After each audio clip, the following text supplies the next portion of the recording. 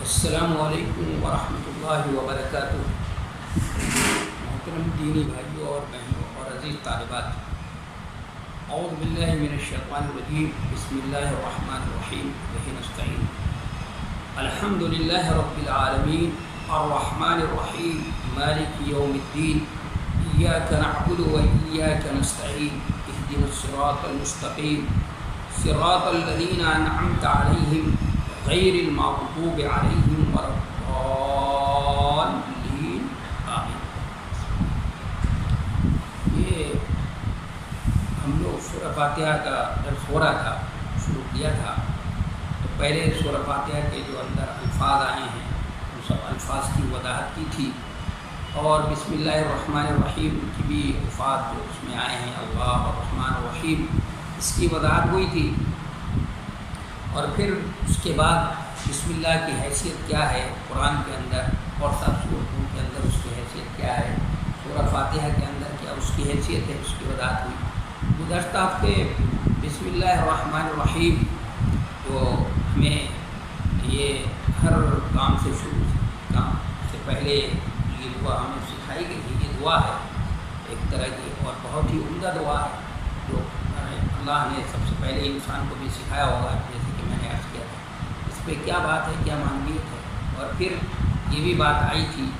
کہ اس کو ہر کام سے پہلے جو ہمیں کرنے کا کام ہمیں پڑھنے کے لیے اور اس دعا کو استعمال پڑھنے کے لیے کہا ہے کہ اس کو پڑھ کر کے تم کام شروع کرو۔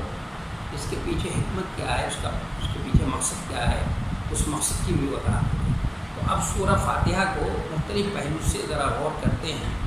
ایک تو اس پہلو سے غور کرتے ہیں کہ جو اس میں جو یہ بات کہی گئی ہے کہ الحمدللہ رب العالمین، یہ تمام تعریفیں، تمام شکریہ کس کے لیے؟ اللہ کے لیے۔ تو اور کس ترتیب سے بڑی استدلالی انداز میں، بڑے ہی محکم اور بڑے ہی مضبوط انداز میں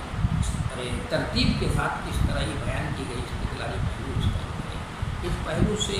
بھی گفتگو ہو جائے۔ پھر دوسرا اس کا پہلو یہ ہے کہ اس پہلو سے کہ اس دعا کے اندر کیا بلاغت ہے، کیا فصاحت و بلاغت ہے، کیا اس کے اندر لطافت ہے کہ بندے کی زبان سے یہ دعا نکل رہی ہے اور اللہ کی طرف سے فوراً جواب آ رہا ہے، جیسا کہ حدیث قدسی میں ہم نے دیکھا۔ یہ کیا بات ہے، اس لطافت کو اور اس جمال کو بھی سمجھنے کی کوشش کی جائے گی۔ اور پھر اس پہلو سے بھی یہ سورہ پورے قرآن کی یہ اس کی حیثیت متن کی حیثیت ہے، اور کس طرح اس کی حیثیت متن کی ہے، اور یہ قرآن کے شروع ہی میں اس کو کیوں رکھا گیا ہے، اور اس کے قرآن کا آغاز اسی کے سورت کے ذریعے سے کیوں کیا گیا ہے، اس کے پیچھے کیا حکمت ہے، اور اس میں قرآن کے اندر جو سارے مضامین جو بیان کیے گئے ہیں گویا اسی متن کی کیا ہے تشریح ہے۔ تو کس طرح سے اس متن میں کیا قرآن کی بنیادی باتیں ہیں کس طرح سے بیان کی گئی ہیں، اس پہلو سے بھی غور کیا جائے گا۔ اور پھر اس پہلو سے بھی غور کرنے کی ضرورت ہے ہمیں سوچنے کی کہ اس سورہ فاتحہ کا جو اس کے بعد سورہ ہے، سورہ بقرہ ہے، اور سورہ وہ آل عمران ہے، ان دونوں صورتوں سے اس کا کیا تعلق ہے۔ تو پہلے ادھر سے چلتے ہیں، یہ دعا جو ہمیں سکھائی گئی ہے اور بہت ہی عمدہ دعا ہے۔ میں نے عرض کیا تھا کہ ساری دنیا کے اگر اسکالر، ساری دنیا کے بڑے بڑے ادیب، ساری دنیا کے بڑے بڑے مفکر سب سر جوڑ کر بیٹھ جاتے اور اڑ کر یہ سوچتے کہ ہم سارے انسانوں کے لیے جتنے انسان یہاں پہ رہتے ہیں اور ان کی جو ضروریات ہیں اس کے مطابق کوئی دعا ان کے لیے بنائیں، تجویز کریں۔ میں سمجھتا ہوں کہ وہ سارے دنیا کے مفکر، سارے دنیا کے اسکالر، سارے دنیا کے ادیب بھی اس طرح کی دعا نہیں بنا سکتے۔ اور کیا اس کے اندر استدلالی پہلو ہے، دیکھیے کہ قرآن کہتا ہے کہ الحمدللہ کہ تمام تعریفیں، تمام شکریہ کس کے لیے؟ اللہ کے لیے۔ یعنی تمام شکریہ کا سزاوار، تمام تعریفوں کا سزاوار،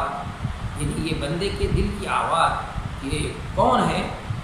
تو اس کے فوراً ہی بعد یہ لفظ ہے استدلالی اس کا پہلو کہ رب العالمین، جو سارے جہاں کا پالنہار، اس کائنات کے ہر ذرے ذرے کا پالنہار، ذرے ذرے کا مالک، ذرے ذرے کا خالق۔ اور رب کے معنی کیا ہوتے ہیں، میں نے اس کو بتایا تھا کہ وہ اس کا استدلالی پہلو کس طرح ہے کہ تمام تعریفیں اللہ کے لیے ہیں، تمام شکریہ اللہ کے لیے، وہی اس کے لیے سزاوار ہے۔ تو انسان جب بھی اس دنیا میں آنکھ کھولتا ہے اور دیکھتا ہے اس کائنات میں کہ اللہ تبارک و تعالیٰ نے کائنات کی ہر چیز، اس کے لیے چاند جو چمک رہا ہے، سورج جو ہے جو چاند جو راتوں میں چمکتا ہے روشنی فراہم کرتا ہے، دن میں سورج چمکتا ہے، اور اللہ نے رات دن اور یہ آسمان سائبان کی طرح بنائے، زمین سے غلہ اگایا اللہ تبارک و تعالیٰ نے، طرح طرح کے میوے، طرح طرح کے پھل، طرح طرح کی چیزیں اللہ نے پیدا کی، یہ کس کے لیے؟ اور زندگی کے ہر موڑ پہ انسان کی اللہ تبارک و تعالیٰ نے اس کی تربیت کا نظم کیا، اور ہر پہلو سے اللہ تبارک و تعالیٰ اس کائنات کے اندر ہماری کیا کر رہا ہے، تربیت کر رہا ہے۔ ہمارے جسم کی جسمانی تربیت بھی کر رہا ہے، ہمارے عقل کو بھی عقل کی بھی تربیت ہو رہی ہے، اس کو بھی غذا فراہم کی جا رہی ہے، اور روح کی بھی بالغی کا کام اللہ تبارک و تعالیٰ نے، یعنی ہمہ پہلو ہماری اس کائنات کے اندر اللہ تبارک و تعالیٰ ہم دیکھ رہے ہیں کہ کائنات کی ہر چیز کو اللہ تعالیٰ نے ہمارے لیے مسخر کر دیا ہے، اور ہر چیز کو ہمارے خدمت میں لگا دیا ہے اللہ تبارک و تعالیٰ نے، اور ہمہ پہلو ہماری یہ تربیت ہو رہی ہے، تو ظاہر ہے کہ وہ تربیت ہماری کر رہا ہے اور اس طرح سے نظم کر رہا ہے، کیا اس کے پیچھے اس کی کوئی غرض شامل ہے؟ کوئی ایسی غرض ہے کہ جس غرض کی بنیاد پر وہ ہماری تربیت کر رہا ہے، چاہے جسمانی تربیت ہو یا روحانی تربیت ہو یا عقلی تربیت یا فکری تربیت، وہ بھی ہماری تربیت کر رہا ہے ہمارا وہ، کیا اس کے پیچھے اس کی کوئی غرض ہے؟ جیسے کوئی شخص ہوتا ہے، مثلاً کوئی بھیڑ اور بکریاں پال رکھا ہے کسی نے، بکریوں کا غلہ پال رکھا ہے، تو بکریوں کو چارہ کھلاتا ہے، ان کو فروا کرتا ہے، ان کو موٹا اور تازہ کرنے کی کوشش کرتا ہے، کیوں کرتا ہے؟ تاکہ ان کو جو فروخت کرنے کا موقع آئے وہ اچھی قیمت کو ان کو بیچے اور اس سے نفع حاصل کرے، اس کے پیچھے اس کی اپنی غرض ہوتی ہے، غرض شامل ہے۔ تو کیا اس طرح کی کوئی غرض اللہ تبارک و تعالیٰ کی بھی ہے کہ جو ہمیں ہمارے لیے اس نے یہ نظم کر رکھا ہے؟ تو ہم اس پہلو سے اگر سوچتے ہیں، غور کرتے ہیں، تو معلوم ہوتا ہے نہیں، اللہ کی تو اس طرح کے وہ کیا ہے، وہ تو غنی الحمید ہے، وہ تو بے نیاز ہے، اس کو ان سب چیزوں کی کیا ضرورت ہے؟ یا الناس انتم الفقراء واللہ الغنی الحمید، اے انسانوں تم جو ہے کیا ہو، اللہ کے محتاج ہیں، ہم اللہ کے محتاج ہیں، ہم فقیر ہیں، اس کے محتاج ہیں، وہ تو غنی اور حمید ہے، وہ تو بے نیاز ہے،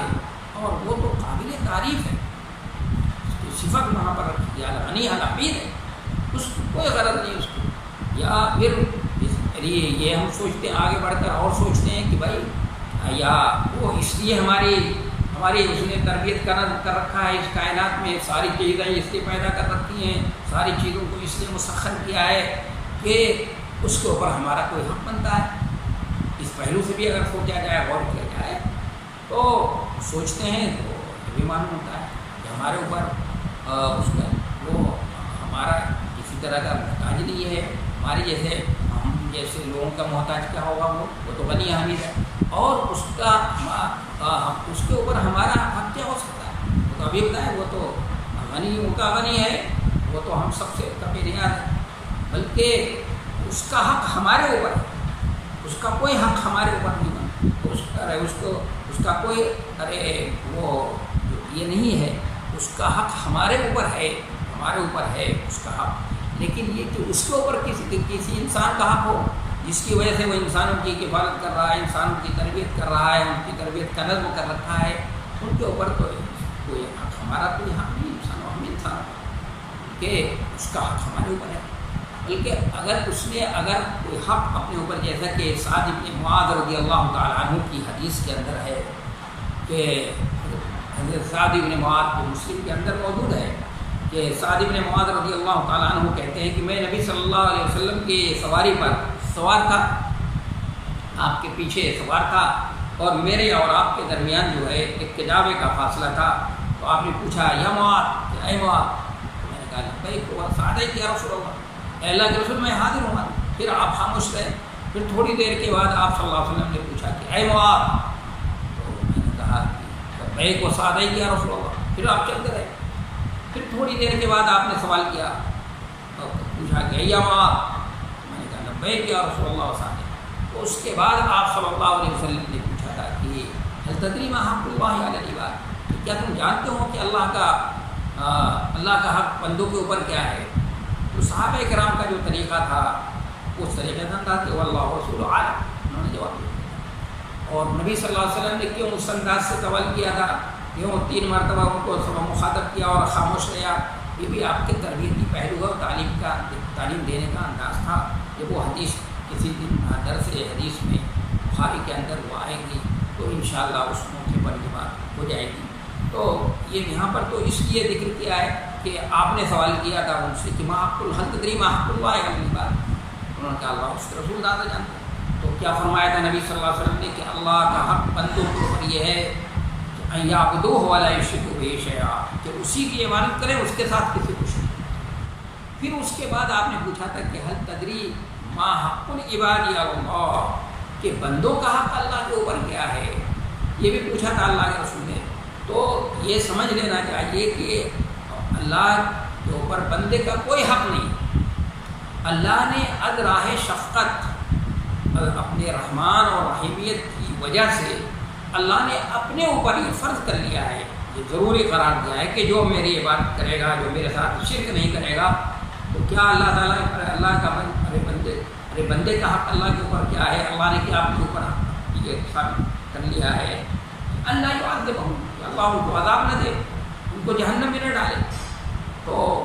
میں عرض کر رہا تھا کہ اللہ کا کوئی حق جو ہے اللہ کے کوئی حق یہ نہیں، اللہ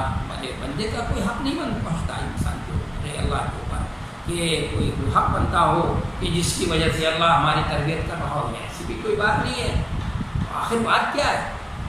بات یہ ہے کہ الرحمن اور رحیم ہے، اس کے رحمانیت کا تقاضا ہے. اس نے اپنے رحمانیت، یعنی میں نے عرض کیا تھا الفاظ کے معنی بتاتے ہوئے کہ اس میں جوش، اس میں جذبہ، اس میں عذاب کیفیت ہوتی ہے. اور رحیم بھی ہے وہ، اس لیے فوراً اس کی صفت ہی بیان کی گئی کہ الرحمن اور رحیم کہ اور رحیم یعنی رحیم ہے اس کی صفت رحمت کے اندر استمرار ہے، اس میں دوام ہے. تو اس کی صفت رحیمیت اور رحمانیت کا یہ قاعدہ ہے کہ وہ ہماری کیا کرے، ہماری تربیت کا نظم کرے، ہماری روحانی، جسمانی اور عقلی تربیت کا اس نے تھا. اور یہیں سے اس کی صفت رحمانیت اور رحیمیت سے بھی ایک اور بات سامنے آتی ہے، ایک اور آدمی سمجھتا ہے یہ کہ مالک یوم الدین، کہ وہ جو رحمان اور رحیم ہے جس کے صفت رحمت جوش مارتی ہوئی ہے، جس میں حیانی اس کی کیفیت ہے، اور مسلسل اور وہ رحیم بھی ہے. تو اس چیز یہیں سے ہمیں یہ ہمارے دل میں یہ احساس، یہ معرفت پیدا ہوئی کہ وہ کیا ہے، وہ روز جزا کا مالک ہے، وہ ایک بدلے کے دن کا مالک ہے. یعنی جس دن کہ وہ میدان عدل قائم کرے گا، جس دن کہ وہ سارے انسانوں کے درمیان فیصلہ فرمائے گا اور انصاف کا فیصلہ فرمائے گا، اس دن کا مالک ہے. یعنی اس کی صفت رحمانیت اور رحیمیت کا پتہ ہے. آدمی یہ سمجھتا ہے کہ اس سے کیسے یہ بات سمجھ میں آتی ہے. اس صفت رحمان اور رحیمیت کی وجہ سے اس نے یہ ہماری تربیت کا نظم کیا ہے کہ آسمان سائبان کی طرح بنایا، اس نے زمین کو مسطح بنا دیا، گہوارہ بنایا ہے کہ ہم اس پہ مکان بنا کر رہ بھی سکتے ہیں، اور اس کو فرش بنا دیا ہے، اس میں کھیتی بھی کر سکتے ہیں، غلہ بھی اگا سکتے ہیں، سبزیاں بھی اگا سکتے ہیں، اور پہاڑوں کو میخوں کی طرح سے ٹھوک دیا ہے. یہ سب چیزیں پیدا کی، سورج چمکایا، چاند کو روشن کیا اللہ نے. تو کیا یہ الٹ تک تھوڑی ہے؟ ایسا تو نہیں ہے کہ اس نے بنا کر کے اور ہم کو پیدا کر دیا اور ہماری تربیت کر کے ہم کو بالکل شکر بے مہار چھوڑ دیا ہے اور کوئی ہماری ذمہ داری نہیں. ایسی بات نہیں ہے، اس میں ہمیں ایک ذمہ دار مخلوق کی حیثیت سے اس میں رکھا ہے، اور ہماری حیثیت ایک ذمہ دار مخلوق کی یہاں پر ہے، اور اسی کی صفت رحمانیت اور رحیمیت ہی کا تقاضا ہے کہ ایک انصاف کا دن ہونا چاہیے، جس دن کہ اللہ تبارک و تعالیٰ ظالم اور مظلوم کے درمیان جو ہے لکیر کھینچ دے گا، جس دن نیک اور بد کے درمیان لکیر کھینچ دے گا، جس دن نیکوکار الگ ہوں گے، بدکار الگ ہوں گے، مجرم الگ ہوں گے اور یہ ہوں گے، اس کی صفت رحمانیت ہی کا اور رحیمیت ہی کا تقاضا ہے۔ اس لیے کہ یہ تو اگر یہ کہہ دیا جائے کہ نہیں یہ تو دنیا ایسی ہے، لوگ یہاں پر رہیں، اور جس طرح ظالم جو ہے اپنے لوگوں پر ظلم کر رہا ہے اور مظلوم بیچارہ ظلم سہ رہا ہے، اور پھر دنیا یہ ختم ہو جائے گی، پھر کچھ نہیں ہونا، یہ تو ایسے معلوم ہوا کہ کوئی کھلنڈر کا کسی کھلنڈر کا کھلاڑی کا کھلنڈر کا تماشا ہے، ایسی بات تو نہیں ہے،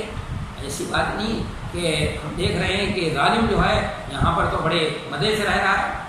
سب سے زیادہ مزے سے رہ رہا ہے، بہت ہی مزے سے رہ رہا ہے، اور ایک مظلوم بیچارہ زندگی میں ظلم سہ رہا ہے، یہ کر رہا ہے، ایسا تو نہیں ہو سکتا۔ اس کی رحمانیت اور رحیمیت ہی کا تقاضا ہے کہ ایک دن ایسا ہونا چاہیے۔ اس لیے قرآن میں سورہ نبا میں اللہ تعالیٰ نے فرمایا ہے أَلَمْ نَجْعَلِ الْأَرْضَ بِهَارًا وَالْجِبَالَ أَوْتَادًا وَخَلَقْنَاكُمْ أَزْوَاجًا وَجَعَلْنَا نَوْمَكُمْ سُبَاتًا وَجَعَلْنَا اللَّيْلَ لِبَاسًا وَجَعَلْنَا النَّهَارَ مَعَاشًا وَبَنَيْنَا فَوْقَكُمْ سَمَاءً شِدَادًا وَجَعَلْنَا سِرَاجًا وَوَهَّاجًا وَأَنزَلْنَا مِنَ الْمُعْصِرَاتِ مَاءً ثَجَّاجًا لِنُخْرِجَ بِهِ حَبًّا وَنَبَاتًا وَجَنَّاتٍ أَلْفَافًا إِنَّ يَوْمَ الْفَصْلِ كَانَ مِيقَاتًا۔ انصاف کا دن مقرر ہے۔ دیکھیے ان نعمتوں کا تذکرہ کرنے کے بعد اللہ تبارک و تعالیٰ نے کیا فرمایا کہ یہ ایک انصاف کا دن جو ہے اللہ نے مقرر کر رکھا ہے، انصاف کا اور فیصلے کا دن ایک دن ہوگا، اور یہ جس دن ظالم اور مظلوم کے درمیان لکیر کھینچ دی جائے گی۔ ایسا نہیں ہوگا کہ ظالم اور مجرموں کا معاملہ ایک ہی ساتھ ہو، ظالم اور مظلوم ایک کے ساتھ یکساں ہو، نیکوکار اور بدوں کے ساتھ معاملہ ایک ہو۔ اس لیے قرآن نے دوسری جگہ بڑی وضاحت سے کیا أَفَنَجْعَلُ الْمُسْلِمِينَ كَالْمُجْرِمِينَ مَا لَكُمْ كَيْفَ تَحْكُمُونَ، کہ کیا ہم مسلمان کو اطاعت شعار کے بندے میرے جو اطاعت فرما بردار ہیں، کیا ان کو اور جو مجرم ہیں کیا دونوں کو میں یکساں کے ساتھ ایسا معاملہ ہے؟ ایسی باتیں کرتے ہیں، یہ بیکار باتیں ہیں۔ اور اللہ تبارک و تعالیٰ نے اپنی رحمت ہی کی وجہ سے یہ طے کر رکھا ہے کہ ایک فیصلے کا دن اور انصاف کا دن ہونا چاہیے، اور اس دن اسی کی حکومت ہوگی اور کسی کی نہیں ہوگی۔ اللہ تعالیٰ نے فرمایا وَكَتَبَ عَلَىٰ نَفْسِهِ الرَّحْمَةَ لَيَجْمَعَنَّكُمْ إِلَىٰ يَوْمِ الْقِيَامَةِ لَا رَيْبَ فِيهِ، اللہ نے اپنے اوپر رحمت کو ضروری قرار دیا ہے، اور لَيَجْمَعَنَّكُمْ إِلَىٰ يَوْمِ الْقِيَامَةِ تم سب کو اللہ تبارک و تعالیٰ قیامت کے دن جمع کرے گا، جس کے واقع ہونے میں کوئی شک و شبہے کی بات نہیں ہے۔ تو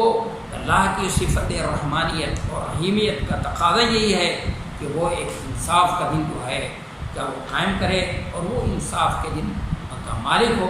اور تنہا وہ مالک ہوگا اور سب کے ساتھ انصاف کا معاملہ کرے گا۔ یہ بات نہیں ہے کہ وہ مظلوم ظالم کو چھوڑ دے اور مظلوم کے ساتھ انصاف نہ ہو، ایسا نہیں ہوگا، بلکہ انصاف ہوگا۔ اس کے صفت رحمت اور عدل میں کوئی تضاد نہیں ہے، وہ صرف جہاں وہ رحمان اور رحیم ہے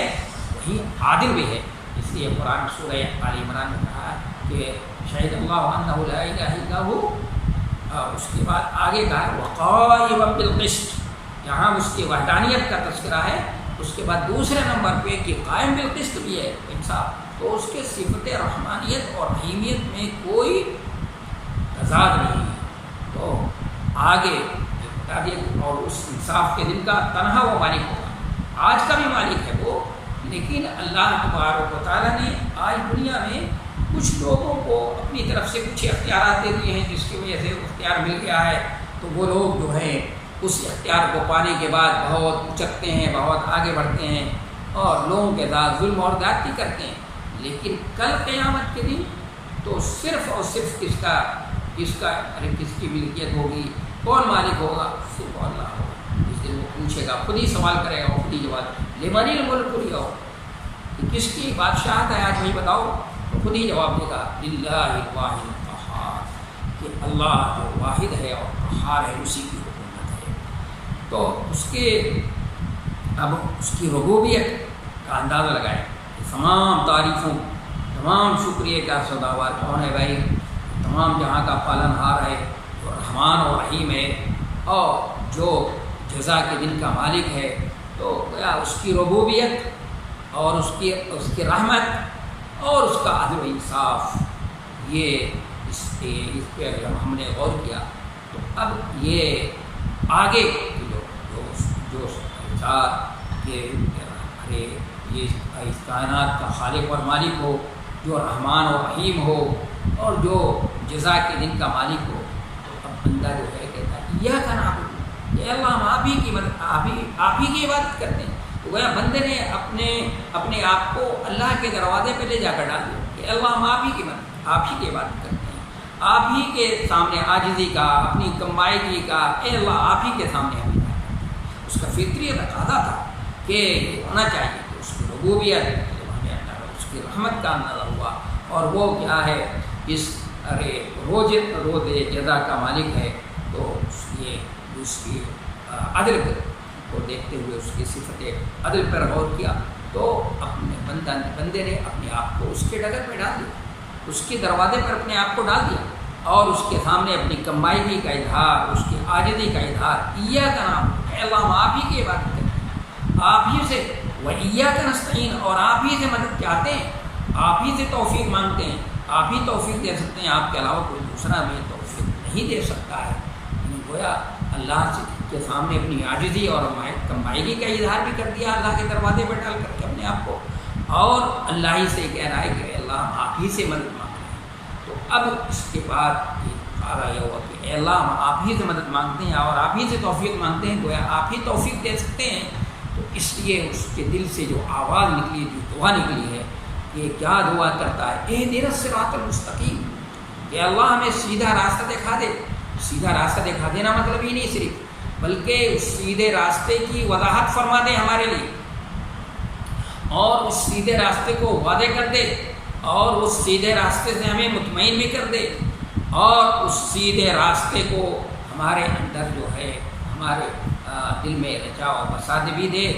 اور ہمیں اس راستے میں جو رکاوٹیں آتی ہیں وہ اس راستے کی رکاوٹوں کو بھی دور فرما دے، یعنی ہم اس پر باقاعدہ ہمارے سامنے وہ سیدھا راستہ واضح ہو، اور اس راستے سے ہم مطمئن بھی ہوں، اور اس میں جو رکاوٹیں آتی ہوں شیطان کی طرف سے اور روڑے پڑتے ہوں، اس راستے کو، اس رکاوٹوں کو بھی دور فرما دے۔ یہ اس انداز سے جب وہ دعا کرتا ہے، اور یہ بھی کہتا ہے کہ اللہ ہم آپ ہی سے توفیق مانگتے ہیں، اس لیے کہ یہ عقل ہماری جو ہے اتنی، ہم عقل کو اس کائنات کے بارے میں سوچتے ہیں، ہم اپنے بارے میں سوچتے ہیں، یعنی آفاقی دلائل میں سوچتے ہیں، انفسی دلائل کے اندر ہم غور کرتے ہیں، تو ہم اتنا تو سمجھ جاتے ہیں کہ صحیح ہے کہ اس کائنات کا خالق اور مالک کوئی ہے، اور اس کائنات کا خالق اور مالک وہ حکیم ہے، وہ علیم اور خبیر ہے، اور اس نے الٹ ٹپ نہیں بنایا۔ لیکن اے اللہ ہماری عقل یہ تو نہیں رہنمائی کر سکتی کہ آپ کی بندگی کیسے کریں، آپ کی بندگی کا طریقہ کیا ہوگا، اور کس طریقے سے ہم آپ کی بندگی کر کے، کس طرح سے ہم آپ کی بندگی کر کے آپ تک جو ہے آپ کا قرب حاصل کر سکتے ہیں۔ تو اس لیے ضرورت اس کے لیے اسی سے یہی تو بات سمجھ آتی ہے کہ اس لیے اللہ تبارک و تعالیٰ نے انسانوں کی رہنمائی کے لیے، ان کے بندگی کا طریقہ بتانے کے لیے اپنے رسولوں کا سلسلہ جاری کیا، جو پہلے انسان کو رسول بنایا، اور اس کی آخری کڑی حضرت محمد صلی اللہ علیہ وسلم۔ تو اس انداز سے وہ بندہ نے جب اپنے آپ کو اللہ کے سامنے ڈال دیا، تو پھر اللہ سے وہ کیا دعا کر رہا ہے؟ اہدنا الصراط المستقیم، کہ ہمیں سیدھا راستہ دکھا دے۔ سیدھا راستہ دکھا دے ہی نہیں صرف، بلکہ اس سے مطمئن کر دے، وہ ہمارے سامنے اس کو واضح کر دے، اور وہ ہمارے سامنے بالکل واضح ہو جائے کہ ہم وہی ہے، اور اس پہ ہمیں جمع بھی دے، اور اس راستے میں جو رکاوٹیں پڑتی ہیں ان رکاوٹوں کو بھی دور فرما دے۔ اور پھر اس کے بعد یہ کہتا ہے کہ وہ سیدھا راستہ کن کا ہو؟ جن پہ آپ کا انعام ہوا ہے، وہ لوگ جنہوں نے یہ طے کیا تھا کہ ہمارا مرنا اور جینا اللہ کی اطاعت و فرمانبرداری میں ہوگا، یعنی جنہوں نے یہ طے کیا تھا کہ ہم اللہ کی نافرمانی نہیں کریں گے، اور اللہ کی اطاعت ہی فرمانبرداری ہی کریں گے ہر موقع پر، اور کبھی بھی اللہ کی نافرمانی کرنے کی جرأت اور جسارت نہیں کریں گے، ان لوگوں کے راستے پر ہم کو چلا دے، ان لوگوں کے راستے کو ہمارے سامنے کھول دے، ان کو واضح فرما دے۔ صراط الذین انعمت علیہم، وہ لوگ ان لوگوں کا راستہ جن پر آپ کا انعام ہوا ہے، جنہوں نے یہ طے کر رکھا تھا کہ ہمارا مرنا جینا، ہماری نماز، ہمارا روزہ، ان صلاتی و نسکی و محیای و مماتی للہ رب العالمین لا شریک لہ وبذلک امرت وانا اول المسلمین، جنہوں نے آپ سے تعلق اس انداز کا تعلق رکھا تھا، جنہوں نے آپ سے تعلق اس انداز کا کیا تھا کہ من آتا للہ، من احب للہ وابغض للہ وآتا للہ ومنع للہ فقد استکمل الایمان، ایسے لوگوں کے راستے پر ہم کو چلا دو، ایسے لوگوں کا راستہ جن پر آپ کا انعام ہوا۔ اولئک الذین انعم اللہ علیہم من النبیین والصدیقین والشہداء والصالحین وحسن اولئک رفیقا، ان لوگوں کا راستہ جنہوں نے یعنی پیدائش سے لے کر مرنے آخر دم تک آپ سے وفا شعاری کا عہد کیا تھا، اس عہد کو انہوں نے کیا کیا ہے، نبھایا، اور پھر آگے کہہ دیا بیداری بھی ظاہر کر دی، غیر المغضوب علیہم ولا الضالین، ان لوگوں کا راستہ نہیں، ان لوگوں کے راستے بیداری کا بھی اظہار کر دیا، اپنی بیداری کا اظہار کہ ان لوگوں کا راستہ نہیں جن پر آپ کا غضب ہوا ہے، اور غضب کون ہے؟ جن پر اللہ کا غضب ہوا ہے، وہ یہود، ان کو اللہ تبارک و تعالیٰ نے ان کے اوپر توریت جیسی کتاب نازل فرمائی، اور ان کو اللہ نے فرقان، توریت جس کی صفت تھی فرقان، اور فرقان اسی کو کہتے ہیں جس کے احکام بالکل واضح ہوں اور جس کے اندر مطلب مدعا اور مقصود بالکل واضح ہو، ایسی کتاب تھی۔ اس کتاب کے باوجود بھی انہوں نے کیا کیا؟ اللہ کی نافرمانیاں کی، اور اللہ کے انبیاء، اللہ نے کہ جو انبیاء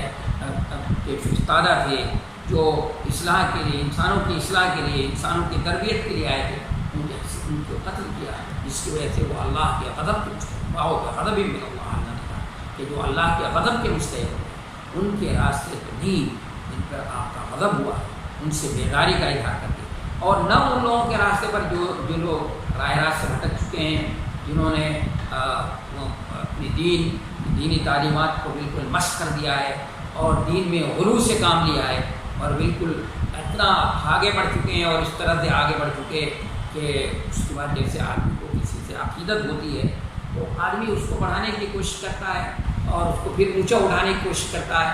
اور جب اللہ تک پہنچا دیتا ہے جب جا کر اس کو تھوڑی سی تسلی ہوتی ہے۔ تو انہوں نے بھی ایسے ہی کیا ہے، اس میں غلو سے کام لیا کہ حضرت عیسیٰ علیہ السلام کو کہاں تک پہنچا دیا انہوں نے؟ اللہ تبارک و تعالیٰ کا بیٹا بنا دیا، اور ان کا یہ عقیدہ ہے، آج ان کا عقیدہ ہے کہ ان کو پھانسی کے تختے پر لٹکایا گیا، پھر اس کے بعد وہ 3 دن کے بعد پھر آئے، کچھ رہے، پھر ان کو آسمان کو اٹھا لیا گیا، اور وہ اللہ کے بغل میں بیٹھ کر کے اب تم پوری دنیا کا نظام چلا رہے ہیں، اور نعوذ باللہ اللہ تبارک و تعالیٰ جو ہے کر چکا ہے اور منفور ہو گیا ان کے نزدیک، یہ تصور ہے ان کا۔ اور افسوس کی بات یہ ہے کہ اسی انداز کا تصور ہمارے کچھ مسلمان بھائیوں کے اندر بھی ہے کہ جنہوں نے نبی علیہ السلام کے اندر بھی اسی طرح کا غلو کر رکھا ہے، آپ کو بھی آپ کا مقام و مرتبہ جو ہے بہت اونچا اٹھایا ہے اور کہاں تک پہنچا دیا اللہ تک، اور ان کا بھی عقیدہ یہ ہے کہ جو کچھ بھی ہوتا ہے سب مکی مدینے سے ہوتا ہے، اور جناب نبی کریم صلی اللہ علیہ وسلم سب کچھ کرتے ہیں۔ آپ اللہ تعالیٰ ہم سب کو اسے محفوظ رکھے۔ یہ غلو ہے، دین کے اندر غلو ہے اور ذاتی اور یہ گمراہی ہے، تو انہوں نے بیداری کا اظہار کیا کہ اللہ ان کا راستہ۔ تو آپ نے دیکھا کہ یہ سورہ فاتحہ جو ہے اس میں جو یہ کہا گیا کہ الحمدللہ رب العالمین، تمام تعریفیں، تمام شکریہ، یعنی کسی بھی چیز کی دنیا کے اندر کسی بھی چیز کی تعریف کی جائے تو کس کی تعریف ہوگی؟ اللہ کی تعریف۔ کسی کا بھی شکریہ ادا کیا جائے تو کس کا شکریہ ادا ہوگا؟ اللہ کا۔ اور اس میں ہم اگر مزید اس کا اضافہ کریں گے، نہیں شکرتم لازیدنکم، اگر ہم نے اس کی نعمتوں کا شکریہ ادا کیا، جو نعمتوں سے ادا کی، تو ہمیں مزید اور نعمتیں ادا۔ تو سارے شکریہ کا، ساری تعریفوں کا سزاوار کون ہے؟ اللہ ہی تبارک و تعالیٰ ہے، اور اس کو قرآن میں اس سورہ فاتحہ کے اندر بڑی استدلالی انداز میں، بڑے محکم انداز میں، بڑے مضبوط انداز میں جو ہے اس کو پیش کر دیا گیا، اور بڑی ترتیب کے ساتھ جو ہے ایک کے بعد ایک بات جو کہی گئی ہے، بڑی ترتیب کا اور مرتب انداز میں بہت ہی ایسے مرتب انداز میں، مرصع انداز میں کہ اس کسی انسان کا ذہن وہاں تک نہیں پہنچ سکتا، انسان کے ذہن کی رسائی وہاں تک نہیں ہو سکتی۔ میں سمجھتا ہوں کہ وقت ہو چکا ہے، اس لیے آئندہ ہفتے مزید انشاءاللہ اس دعا کے اندر یہ جو دعا ہے سکھائی ہم کو اللہ تعالیٰ نے، اس دعا میں کیا بلاغتی اور بلاغی پہلو ہے، ادبی جمالی پہلو اس کا کیا ہے، اور پھر اس کو قرآن کا جو افتتاحیہ، قرآن کا آغاز اسی صورت سے کیا گیا ہے، وہ کیوں کیا گیا، اس کو رکھا گیا، اس کی حیثیت متن کی ہے، اور پھر تیسری بات یہ کہ قرآن کی اور اس کی سورہ بقرہ اور سورہ آل عمران سے اس سورہ کا کیا تعلق ہے، اس پہلو سے بھی تھوڑی سی روشنی انشاءاللہ پڑے گی۔